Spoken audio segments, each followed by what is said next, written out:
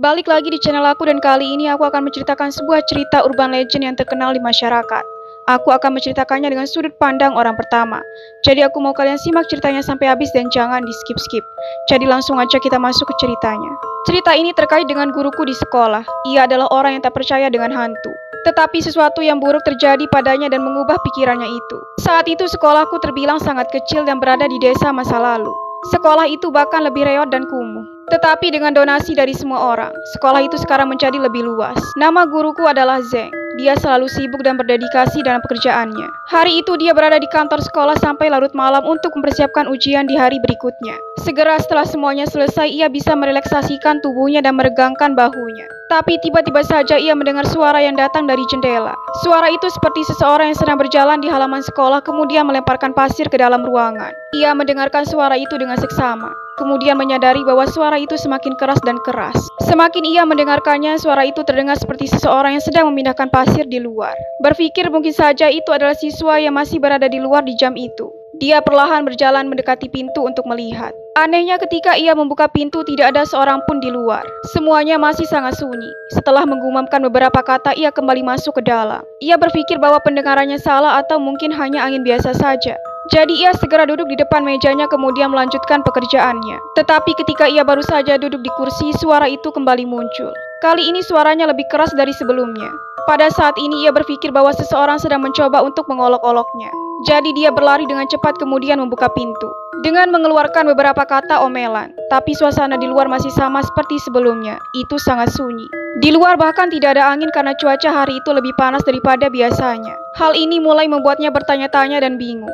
Ia masuk dan menutup pintu tapi ia masih memikirkan sesuatu di dalam benaknya. Tetapi sebagai orang yang tidak percaya hantu, ia tetap tidak banyak berpikir.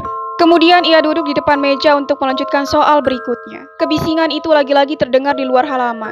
Kali ini lebih jelas dan lebih lama daripada dua sebelumnya. Tetapi dia memilih untuk tidak peduli lagi. Ia tetap duduk menyelesaikan pekerjaannya tanpa pergi ke halaman untuk melihat. Setelah pekerjaannya selesai sudah lewat tengah malam. Untungnya ada kamar asrama yang disiapkan untuk para guru. Malam semakin larut sedangkan ia harus bangun esok pagi. Ia memutuskan untuk tinggal di kamar asrama guru. Ia juga lupa bahwa suara aneh di luar tak terdengar lagi.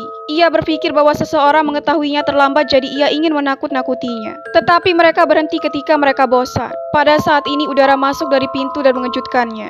Jadi ia segera melihat keluar jendela kemudian melihat sosok di depan pintu. Karena itu terlalu gelap wajahnya tak bisa ia lihat dengan jelas. Sepertinya itu adalah seorang pria. Ia berdiri di depan pintu kemudian menatap Tuan Zeng. Ia benar-benar terkejut karena tiba-tiba saja orang asing menatapnya di luar pintu. Tuan Zeng segera berlari ke pintu kemudian berpikir bahwa orang itu sengaja menggodanya dan berpura-pura menjadi hantu. Tuan Zeng menjadi sangat marah. Tetapi ketika ia membuka pintu dan melihat ke jendela, tetapi pria itu sudah menghilang. Tuan Zeng kebingungan dengan apa yang terjadi malam ini. Ia berteriak dan bertanya apakah ada orang di sini. Ia memancingnya tapi semuanya tetap diam. Pada saat ini ia menjadi sedikit khawatir dan merasa aneh. Ia berpikir bahwa itu adalah hantu. Jika tidak, bagaimana mungkin ia bisa pergi dengan begitu cepat? Selain itu, sekolah tidak pernah membiarkan orang asing masuk. Tetapi karena merasa tidak terjadi apa-apa, ia segera beranjak untuk tidur karena hari esok adalah kelas yang penting. Segera setelah Tuan Zeng berbaring di tempat tidurnya, ia mendengar suara langkah kaki yang diseret. Suara pasir dan kebisingan di luar itu lebih keras dan lebih kacau daripada sebelumnya. Karena penasaran, ia kembali mengenakan kacamatanya kemudian mendengarkan suara itu dengan seksama lagi. Ia hanya takut jika pendengarannya salah dan tidak menemukan apapun sama seperti sebelumnya. Tetapi suara langkah kaki menjadi semakin jelas dan semakin keras. Tentu saja ini bukan karena kesalahan. Tuan Zeng perlahan turun dari tempat tidur dan mengenakan sendalnya. Kali ini ia berjalan mengendap-endap dan jika seseorang menggodanya, mereka tidak dapat berlari tepat waktu. Tetapi ketika ia melihat halaman melalui jendela, hal-hal di luar membuatnya takut. Ada banyak orang yang berjalan di luar, atau lebih tepatnya halaman dipenuhi oleh orang-orang asing. Tiba-tiba di tengah malam juga muncul gundukan tanah yang tak lain adalah kuburan. Bagaimana mungkin itu bisa tumbuh begitu cepat? Kuburan yang tak terhitung jumlahnya muncul di halaman sekolah. Takut ia salah menilai penglihatannya atau mungkin saja ia sedang bermimpi. Ia melepaskan kacamatanya dan memperhatikan mereka dengan hati-hati. Kali ini penglihatannya tidak salah lagi. Tidak ada orang yang mengolok-oloknya sama sekali. Kali ini ia benar-benar bertemu hantu. Kali ini halaman sekolah dipenuhi dengan kuburan dan orang-orang mengerikan. Tatapan mereka kosong dan mata mereka tidak mempunyai iris seperti orang pada umumnya. Beberapa orang bahkan tampak sangat mengerikan. Itu adalah pemandangan yang sangat menakutkan. Tiba-tiba saja salah satu di antara mereka melihat Tuan Zeng yang sedang mengintip dari dalam ruangan. yang membuatnya terkejut dan juga takut. Tuan Zeng mencoba menutup mulut dan hidungnya dengan kedua tangan. Ia bahkan tak berani bernafas karena takut ditemukan oleh orang-orang mengerikan itu. Tetapi sudah terlambat. Begitu dia menutup mulutnya, orang-orang itu juga segera mengetahuinya. Jadi mereka mengalihkan semua perhatiannya kepada Tuan Zeng.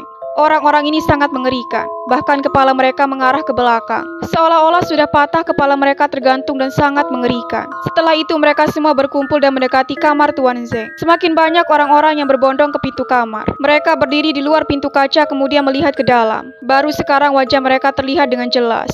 Beberapa orang dengan wajah yang hancur dan sebagiannya lagi dengan anggota tubuh yang patah. Hantu-hantu itu memiliki leher yang patah, bahkan sebagiannya lagi berlumuran darah di wajahnya. Pemandangan itu tidak bisa lebih mengerikan. Tuan Zeng yang terlalu takut jatuh ke belakang.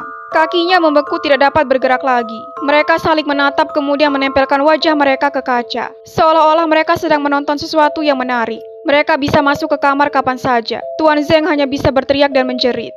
Karena terlalu takut, akhirnya Tuan Zeng pingsan dan ia tak tahu apa yang terjadi selanjutnya. Keesokan paginya guru-guru datang dan menemukan Tuan Zeng yang pingsan. Mereka membawanya ke ruang kesehatan. Akhirnya ia tersadar dan ia baik-baik saja. Setelah ia tenang, ia mulai menceritakan kejadian di malam itu. Setelah mendengar cerita itu, orang-orang teringat bahwa sekolah itu memang dibangun di atas tanah kuburan massal. Dulu banyak sekali hal aneh yang terjadi di sini. Setelah kejadian itu, sekolah mengundang seorang master untuk meninjau keadaan sekolah.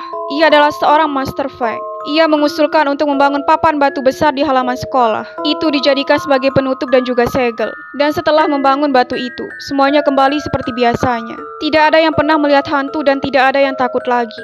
Mungkin kalian yang mendengar cerita ini pernah mendengar isu tentang sekolah kalian yang dibangun di atas tanah kuburan. Coba komen siapa aja yang pernah dengar isu di sekolahnya. Dan sampai ketemu di video selanjutnya.